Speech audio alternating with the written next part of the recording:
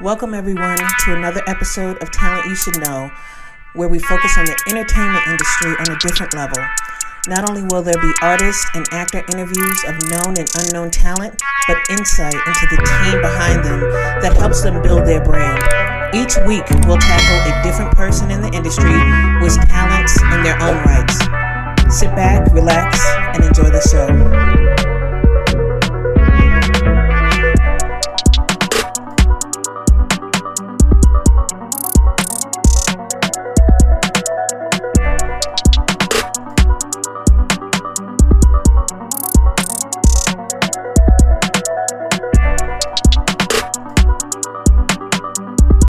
Welcome, everyone, to another episode of Talent You Should Know with Zag. Today, we have Erika, who is the CEO and head of content for Filmed by Erika. So, good evening. How are you? Hey, I'm well. How are you? I am good. So, I'm really excited we can do this. You know, we kind of exchanged chats and, got it together. So, I'm really happy about that. So, why don't we start with how you started? Why don't we talk about that? Okay. Yeah. So I started doing video production roughly 11 or 12 years ago. It just happened one summer. So in grade school, I used to play sports all year round, but for some reason in the summertime, my mom was like, no sports for you, figure it out. So I've always had a digital camera laying around, and I just picked one up one day, and the rest was history. Yeah. Here we are today. Yeah. Here we are today. Literally, yeah. This decision that, you made, right? Right. So yeah. It wasn't something that you always wanted to do. I wouldn't say it's something that I have always wanted to do, but I would say I always had a camera in my hand since I was a kid. Okay. It's just something that I picked up and found like in my pastime I enjoy doing. Without realizing, that the sun set and I'm still working. So once I realized that, a lot of time go by while I do this, I was like, okay, it's something that I really love to do. So yeah, just kept at it. Yeah. I'm like the amateur photographer. So here's how I started out in my amateur photography. Let me give you a little background. So my mom has taught me about photo albums. So we started with you remember the Kodak one? Yes. So that's whatever I'm coming from, and that's I upgraded to the camera phone, like the phone on my camera. Okay. I got pictures from there, and then like if I'm traveling, I usually take a Polaroid with me because I like kind of the feel of the Polaroid. Yeah. And now I have a Canon something or other that I'm going to start practicing with. Okay. But I'm not a professional by any means, but I feel like maybe there's a connection. You got to start somewhere, Right. Like, you got to start somewhere. Like my first digital camera was like a point and shoot, and it was, some rinky-dink camera. I literally don't judge. Like the first video project I shot was a music video. It was an in-home music video to do the Stanky Leg by the GS Boys. Talk about it. That's it.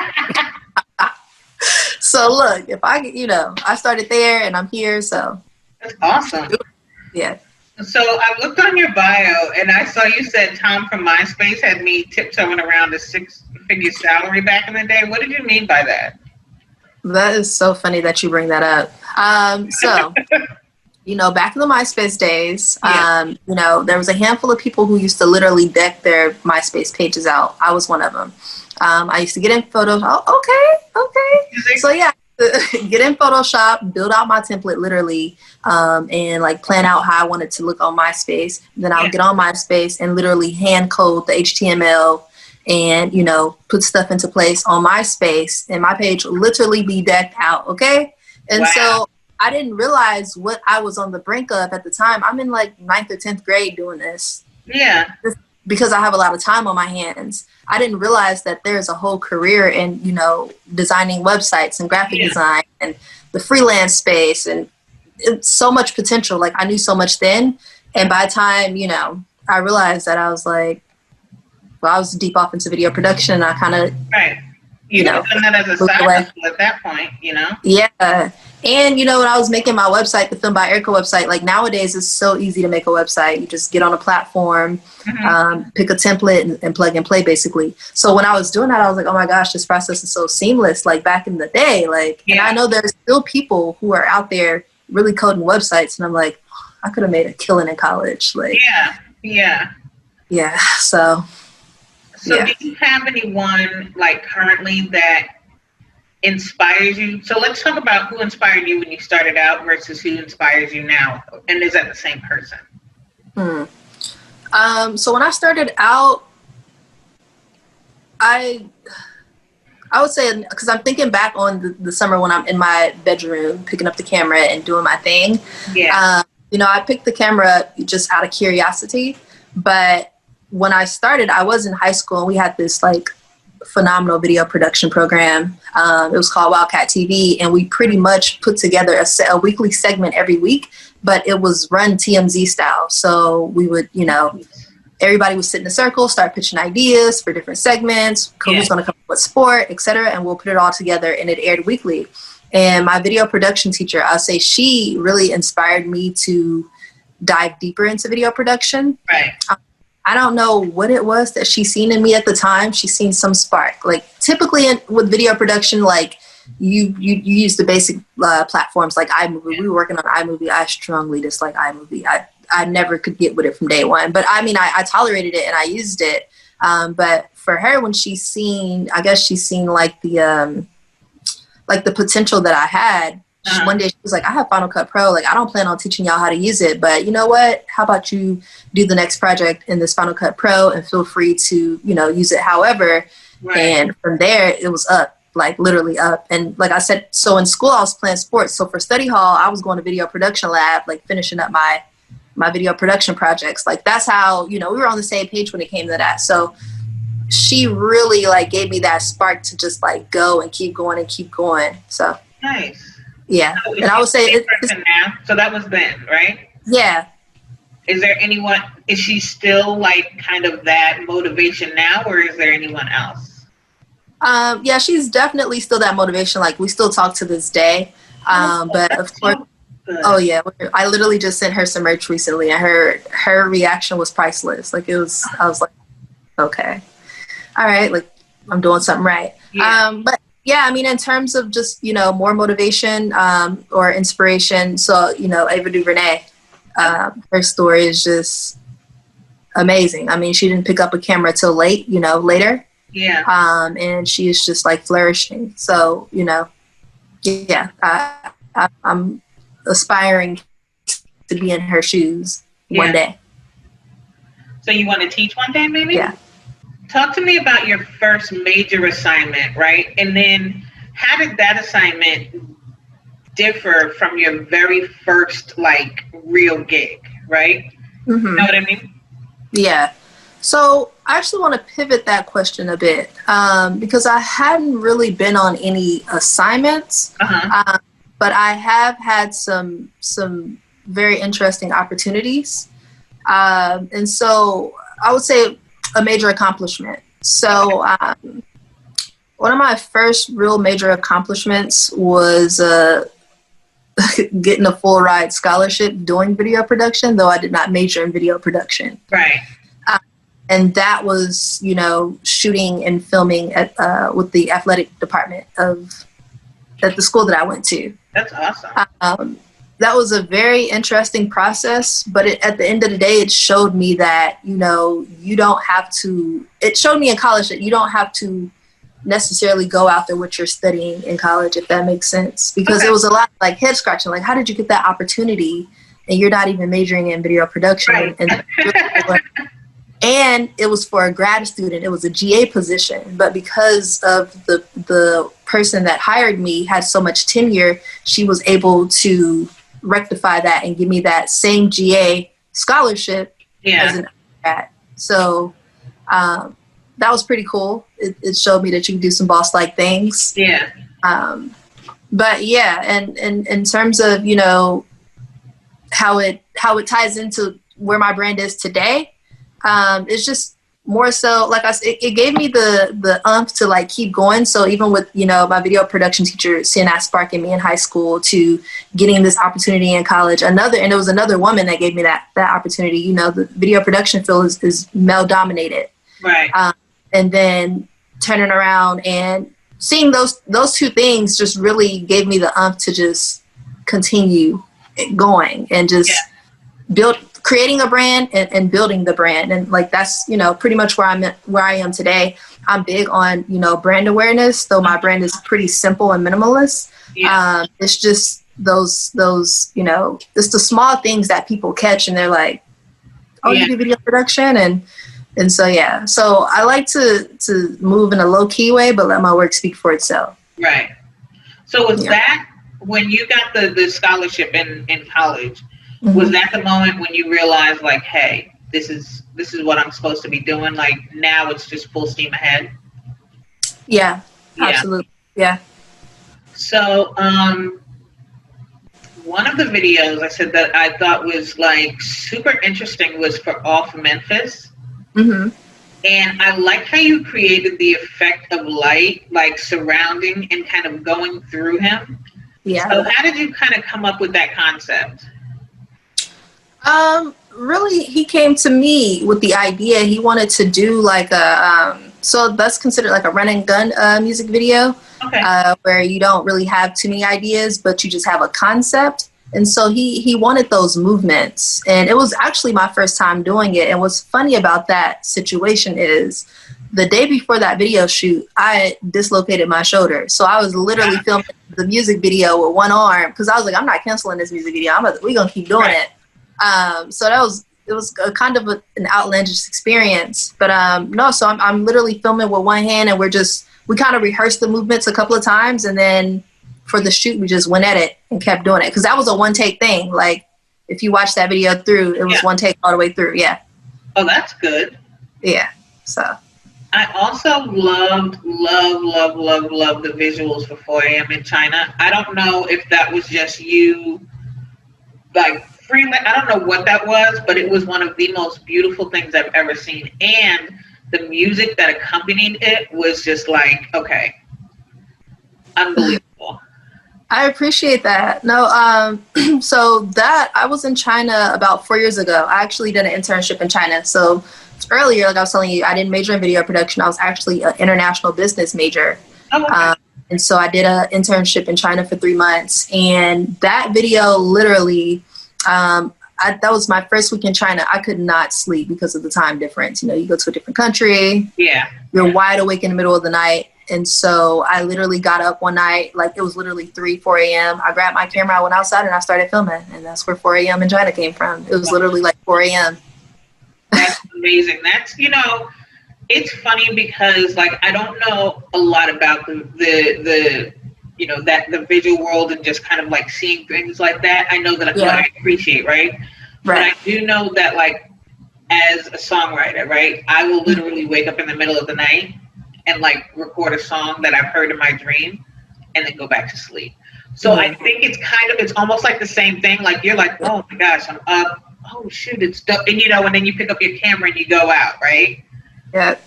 So, like looking at that, it reminded me, or it seemed kind of similar to like a short. So, and I know that you like short films and documentaries, and why focus on those? And do you think that you'll ever do a feature?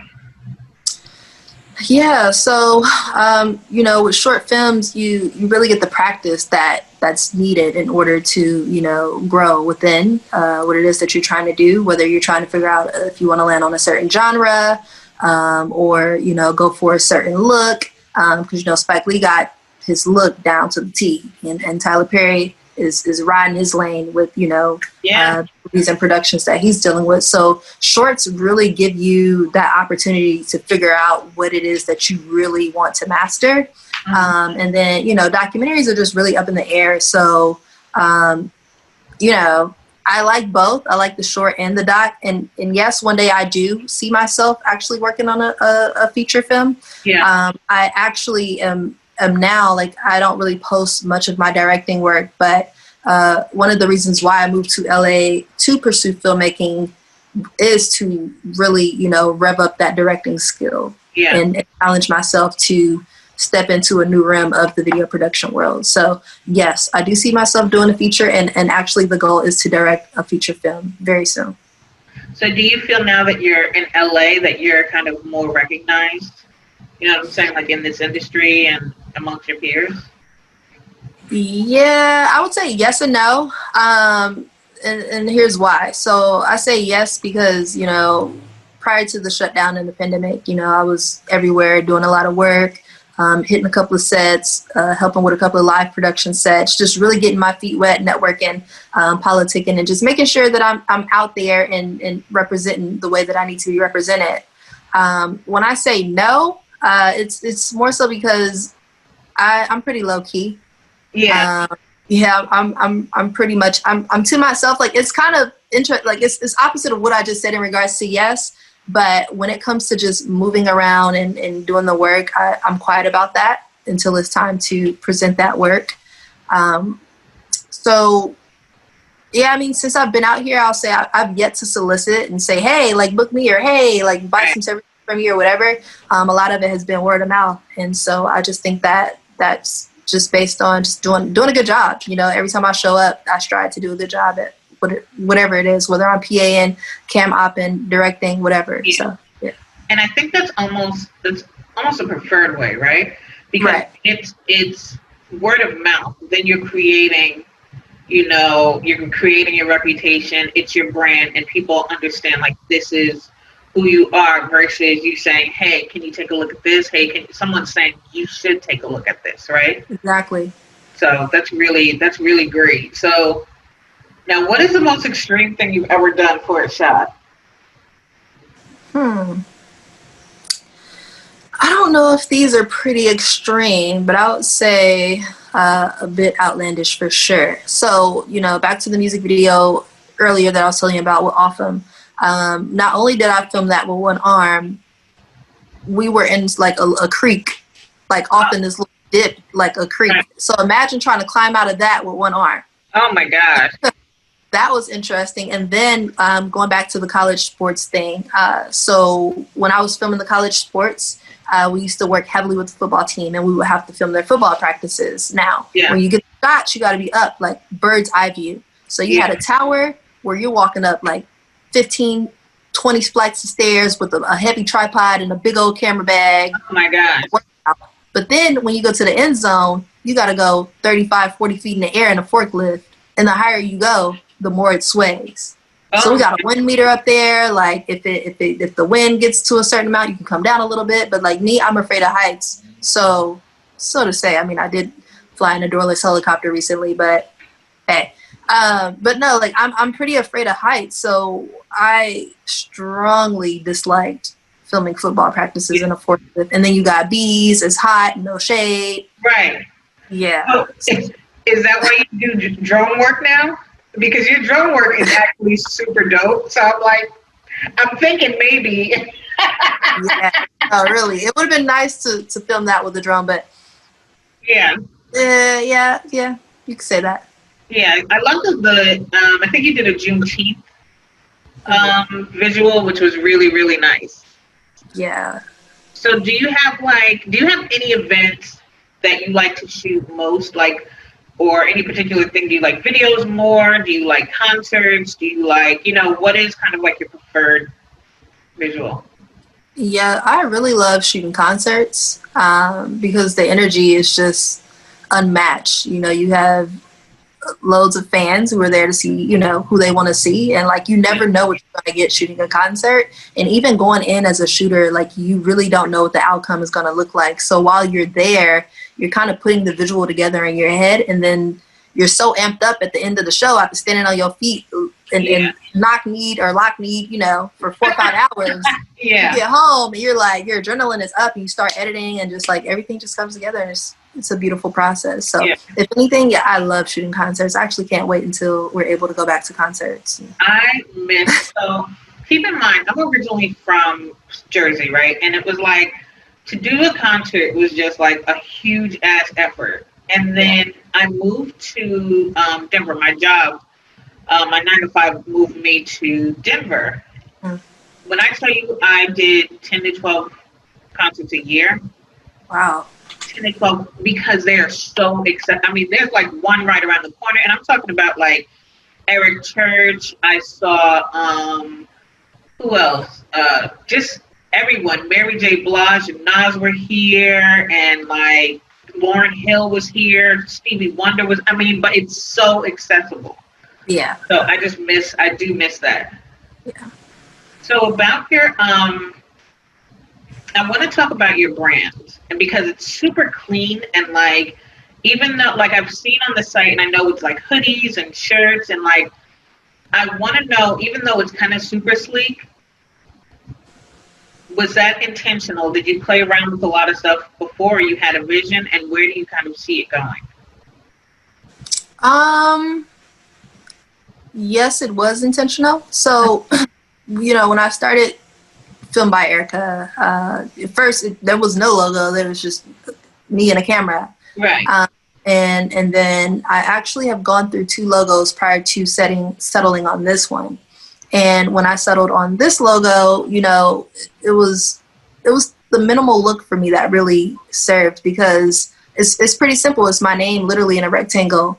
And like, even when I wear the merch, people look, but then they look more and they're like, oh, you do video production? And it's like, oh, like I got your attention.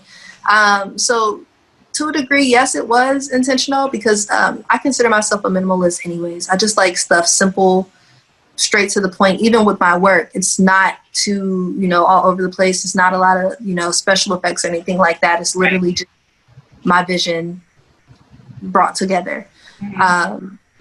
So in terms of where I see the brand going, wherever, the brand takes me, this is actually, like it started off so filmmaker started in college. And, it's just something that I just have been consistent with, and just, been raising more brand awareness, and just, getting more eyes on it. Filmmaker is literally everywhere. As you can see, like, I got a neon sign, I have merch, it's on my phone, I have a pad, a mouse pad. So I try to just keep it customized, just so I can constantly see it. But my overall goal actually is to run a full service video production and ad agency. Okay. So I've actually been working on that on the side, and, Film by Erika will always be its own thing, but eventually, aside from actually doing video production, I want to be in the project management aspect of it as well. Yeah. And what I like just about your brand, like looking at it on site, and even looking at it like now in the background and speaking with you, I feel like it represents you, because like you're very articulate, and you're very kind of like poised and reserved, but really, like there's so much more to that. And I think that that's kind of what catches in your logo, because even though it's sleek and it's your name, and it's still like, oh, that's interesting. You know what I mean? Yeah. So I really like that. Thank you. So for anyone who's kind of starting out, right, in the video industry, is there any kind of recommendations that you would have so far, as like, whether it's equipment or, how to go about starting in this business? Yeah. I always tell people to start with what you have. We are in the day and age where everybody has a camera on their cell phone. So use your phone. Yeah. Literally, your phone shoots in HD. Your phone shoot HD photos. Start there. See what you can make happen. You literally can edit on your phone, and then figure out if this is something that you like before you go spend all your money. Because I meet people who literally don't have any experience and will save up all of this money, spend thousands of dollars on equipment, and then I check in with them months later and their equipment is collecting dust. Facts. Why waste your money and your time? Right. So I always tell people, start with what you have. Yeah. Yeah. That's, even when I started this podcast, like, it's odd because in general, like if I'm on the street, I'll tell somebody, I'm like, oh, I like your shoes. But if I'm in a crowd of people, right, I don't just kind of like go and talk to people, right? That's not what I do. But I knew I liked doing this. I like people who are creative, and I like learning about their processes and just seeing like, oh shit, like how did you come up with that, right? But then the other part of this is, hey, I have to do, I do this on YouTube, right? It shows on YouTube.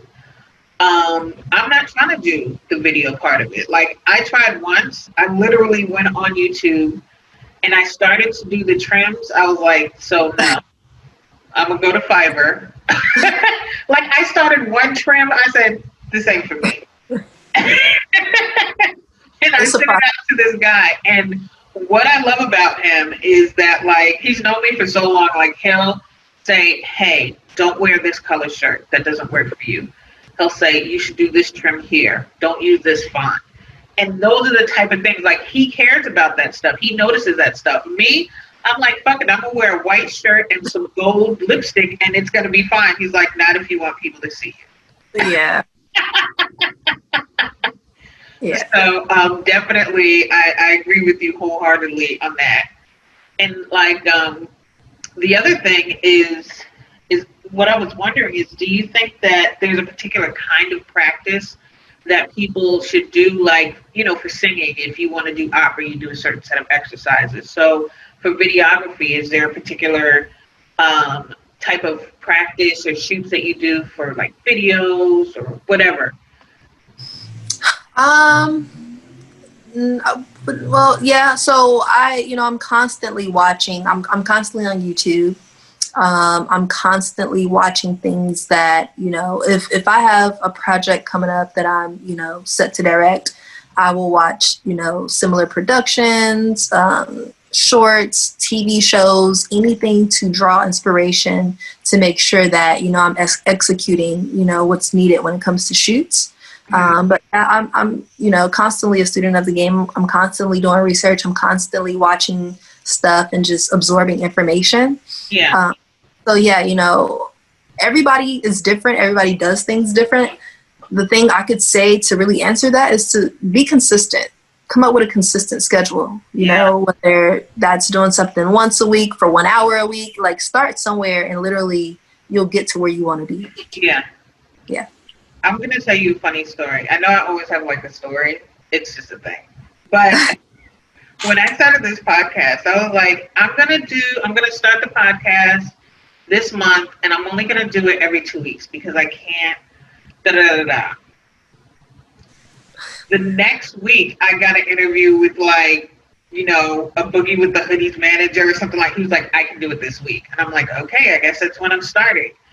But then it's one of those things like now I have to keep it up. I can't just stop. So I have to, you know, have an episode out every Monday. Every, you know, week I have to have an article out. Like now I'm starting to do the, it's called Behind the Foundation.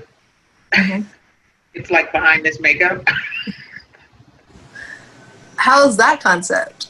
I don't know how I started this. Literally, it's just me behind the scenes, like coming up with my questions, like me and my Post-its, like trying to figure out how to not do everything at once. Like after this, I might film something like washing this makeup off, like Jesus, like, you know, but just kind of giving a behind the scenes look. But That's now awesome. that I've started that, it's, even though it's more work, it's still in line with what I'm trying to accomplish. You know what I'm saying? Right. So, but again, I think that I've developed more of an audience being consistent, like you said, and just trying to practice and not trying to edit myself. Yeah. So, tell me, what is so far, like, what is your greatest accomplishment? And tell me something in the future that you would like to see happen. So far, whew, that's a tough one. You don't think about these things every day. I would say so far, you know, I think I kind of spoke to this earlier. Just really the brand awareness. Yeah. You know, when I started Film by Erika as a brand, I didn't see it looking how it looks today, with the representation in the merch and, you know, stuff that I've just been doing. Like I've just been going with not much of a sharp vision, if that makes sense. Like, you know, you just kind of go with the flow and you kind of fall off into things. And, you know, when I started, I didn't know that I wanted to eventually get into directing. It was just one of those things where it's like, you know what, like in video production, they call it the one-man band. When you do pre-production, production, and post-production all in one, it's like, okay, now what else can you do? Like you have that down. What else can you do? So I'm like, you know what, let's do directing. And directing really, and I like challenges. Yeah. So I like to challenge myself. So I'm like, okay, like directing is not an easy job, because at the end of the day, when you're on set, everybody's looking at you in regards to what's the next move. You also set the tone. Yeah. You're a leader. So it's so many things that, you know, you're practicing in that setting. And I'm like, you know what? I want to sharpen that skill. And I really want to see, you know, where it takes me. So that's to that.